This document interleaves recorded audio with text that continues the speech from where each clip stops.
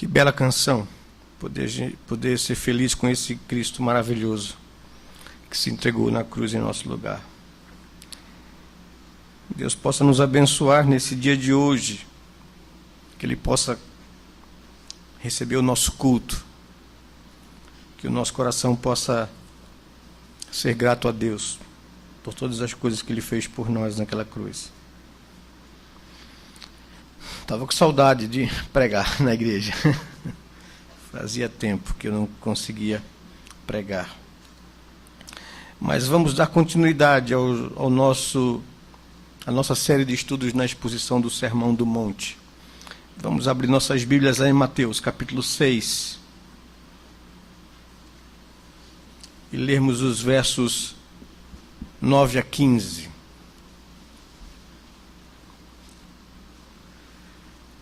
Mateus, capítulo 6, versos de 9 a 15.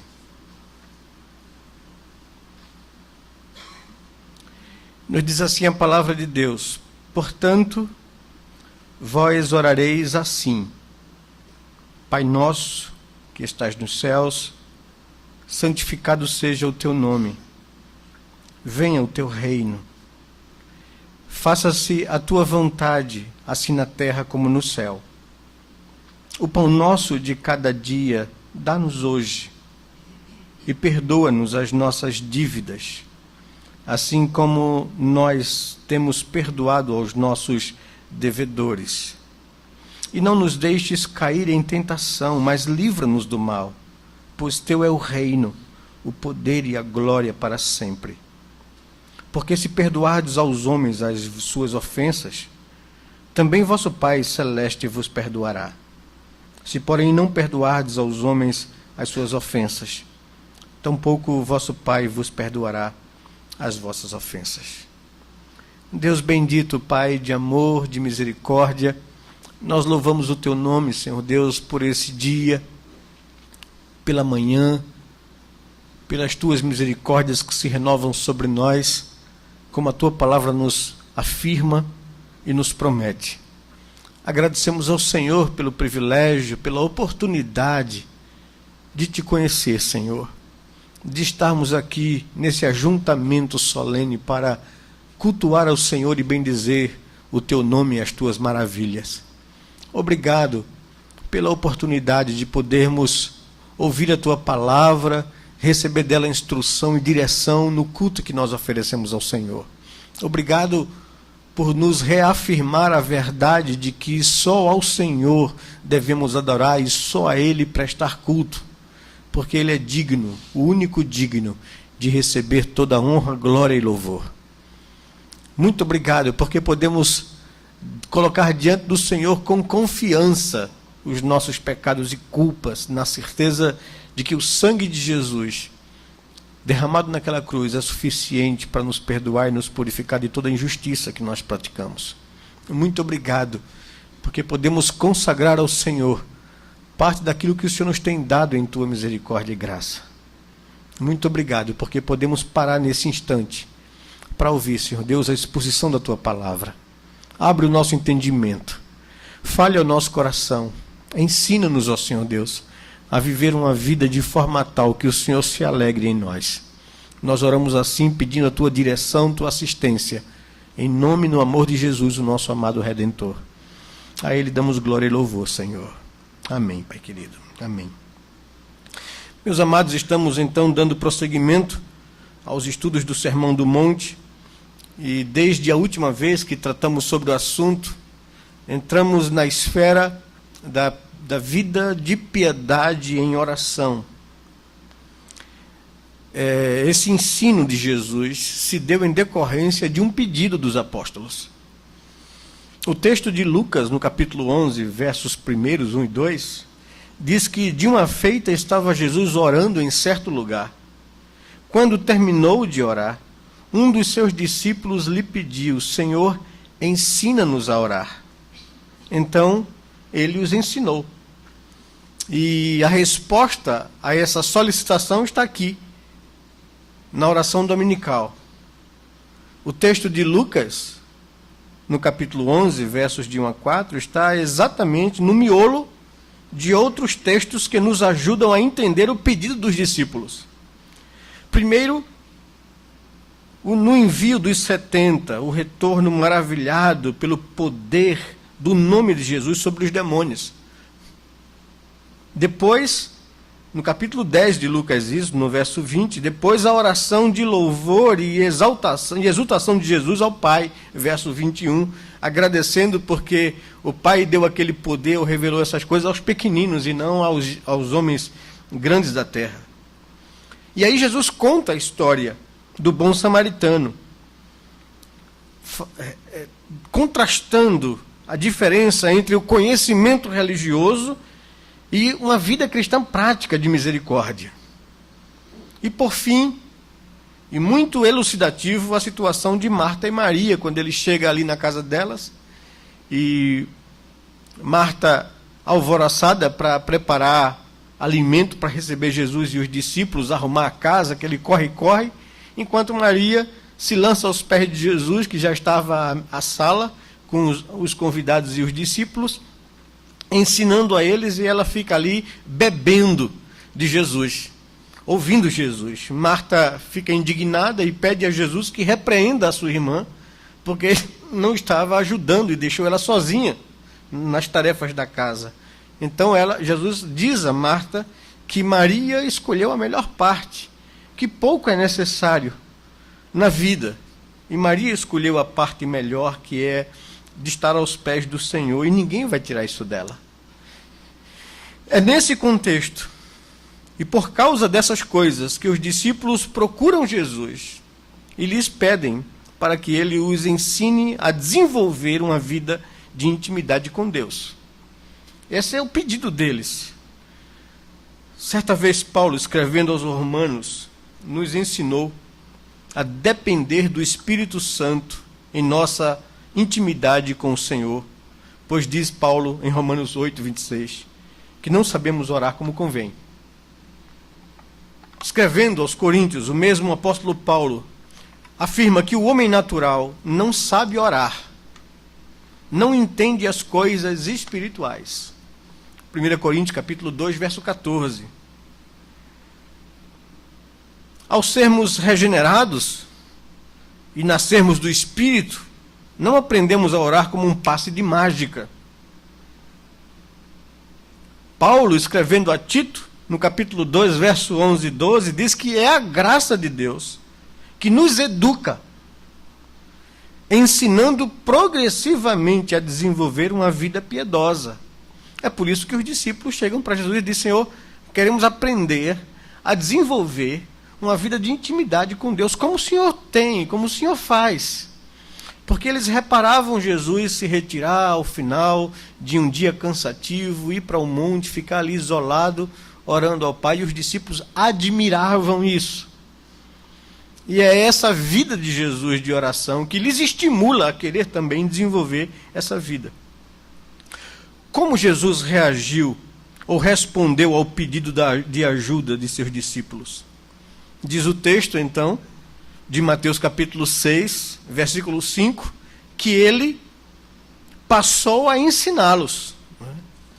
Jesus passou a ensiná-los. E primeiro de tudo, nós já vimos aqui, estou fazendo uma recapitulação, ele corrigiu alguns erros praticados comumente pelos seus discípulos. E quando nós nos deparamos com esse ensino, com essas correções, nós percebemos que nós também, à semelhança dos discípulos, não sabemos orar. E por isso precisamos chegar à palavra de Deus para buscar dela instrução, para desenvolver uma vida íntima com Deus. Porque se nós formos entregues a nós mesmos, nós vamos errar nisso. Jesus então corrige os seus discípulos, lá em Mateus capítulo 6, versículos 5 a 13. Ele corrige quanto ao erro das motivações ou de motivação. No versículo 5, ele diz: E quando orardes, não sereis como os hipócritas, porque gostam de orar em pé nas sinagogas e nos cantos das praças, para serem vistos dos homens. Então Jesus está corrigindo, em primeiro de tudo, a motivação que me leva a orar, que era a motivação de ser visto pelos homens. Ele chama isso de hipocrisia religiosa. E nós somos muito pressionados por isso, fazer as coisas ou não fazê-las, com medo da reprovação ou buscando a aprovação das pessoas. Deixe-me fazer para você uma pergunta. Você não precisa responder de forma audível, não. Fique só no seu coração aí. Mas se você for pego de surpresa, num momento como esse, onde o pastor ou o dirigente vai pedir para que você venha aqui à frente orar, quais são as primeiras preocupações que virão ao seu coração? Você vai ficar, se você é extrovertido, você vai querer orar bonito para as pessoas verem a sua oração. Ou se você é acanhado e tímido, você vai não querer orar, com medo de pagar mico, de falar alguma coisa inadequada ou errada e alguém reprovar a sua oração. Veja bem que a nossa motivação ainda continua a mesma dos discípulos, e Jesus, ao perceber essas motivações, essas preocupações com a aprovação das pessoas ou o medo de ser reprovados por ela, o Senhor corrige esse erro de motivação. Não faça as coisas espirituais com o fim de ser aprovado pelas pessoas. Não pode ser essa a nossa motivação. E aí o Senhor dá a receita para que a gente possa corrigir essa tendência pecaminosa que há em nós.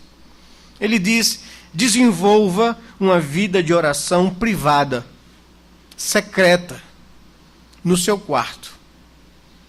Lá vai ser o melhor lugar para você desenvolver intimidade com Deus. Porque lá você não vai correr riscos de ser motivado com o fim de ser visto pelos homens, porque está você e Deus somente ali.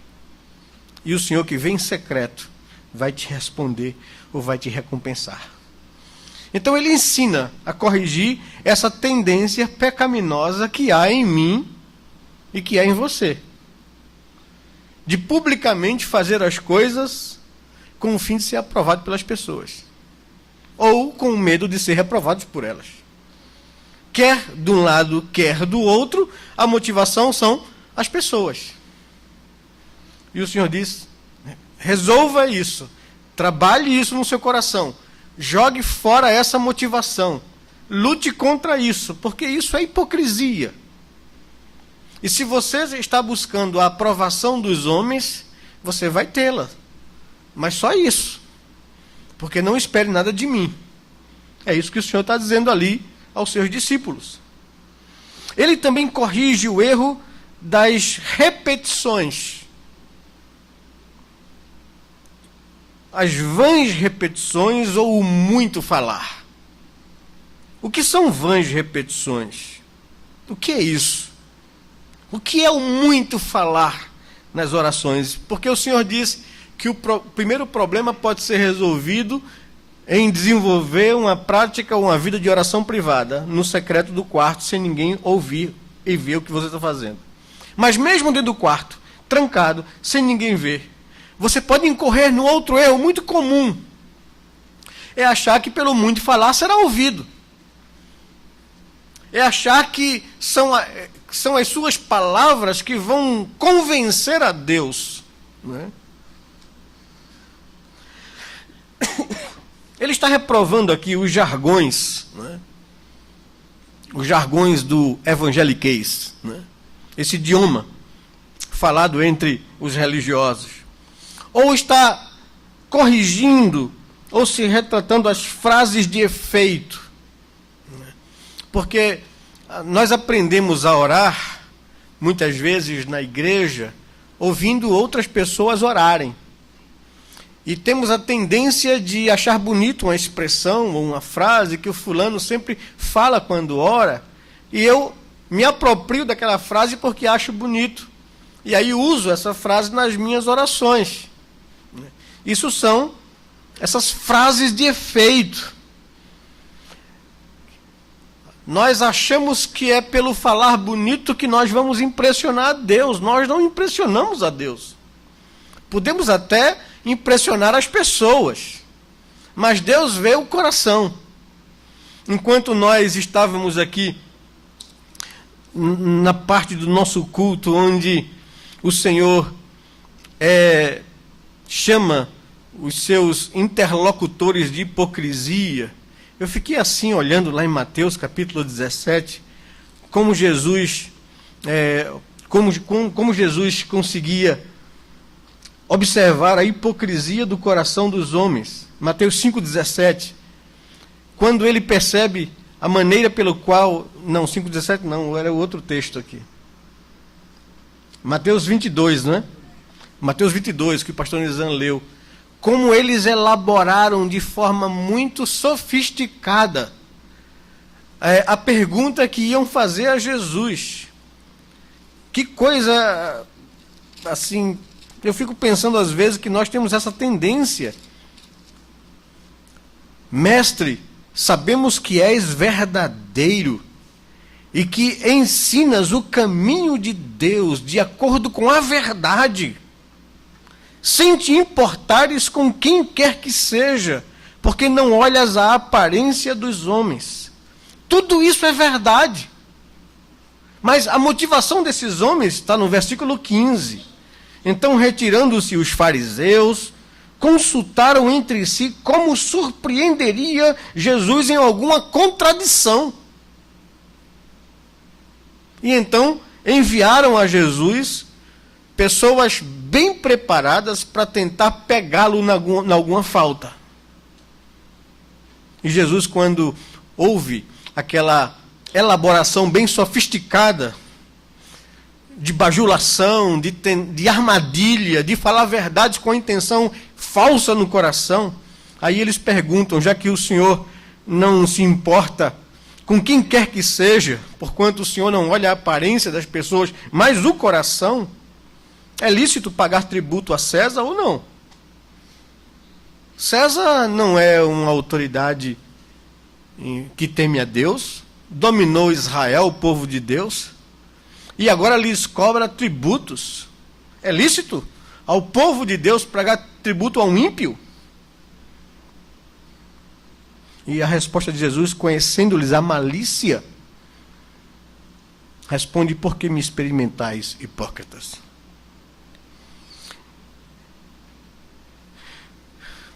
Palavras impressionantes não impressionam Deus. Jargões, elaborações sofisticadas, conceituações teológicas corretas, partindo de um coração que quer somente impressionar pessoas, não enganam a Deus. O Senhor, como eles mesmos elaboraram na questão deles, não se importa com aparência, mas com o coração. Vãs repetições, frases de efeitos ou fórmulas. Repetir fórmulas sem refletir o conteúdo do que elas dizem. Nós sabemos, pela Escritura, de que nós devemos nos reportar a Deus o Pai nas orações. E fazê-las em nome de Deus o Filho, ou por aquilo que Ele fez e conquistou na cruz. Mas não é a fórmula por si só que funciona. Nós sabemos disso. Nós sabemos que certos judeus, filhos de um sacerdote, em número de 7, viram Paulo expulsar um demônio em nome de Jesus e ficaram impressionados ao vê-lo libertar uma pessoa possessa de um espírito maligno pela palavra, pela ordem da palavra. Sai em nome de Jesus. E eles eram exorcistas, eles eram uns místicos, dos quais ajudavam pessoas oprimidas por espíritos malignos a se libertar desses espíritos. E eles suavam a camisa para fazer isso acontecer. Mas agora, vem Paulo com simplicidade, com uma frase só, com uma palavra, liberta a pessoa. Quando nós nos juntamos 7 para gastar tempo para libertar uma pessoa de uma opressão maligna. Ah, não, vamos usar essa fórmula que Paulo usou. E chegaram para uma pessoa possessa de um espírito maligno e ordenaram para ele: saia em nome de Jesus, a quem Paulo prega. A gente está pegando a autoridade de Jesus, a fórmula que ele usou, e a autoridade de Paulo que usou a fórmula. Não é possível que esse demônio não saia. E o possesso de espírito maligno saltou sobre os 7 e bateu neles a ponto de saírem ali todos desnudos e esfarrapados. A Bíblia nos ensina que não são fórmulas que têm qualquer poder de efeito. E como nós vimos esses ensinos nos nossos dias na igreja evangélica atual, né? Oração de poder, né? Frases de efeito como eu não aceito isso, eu determino aquilo ou aquilo outro.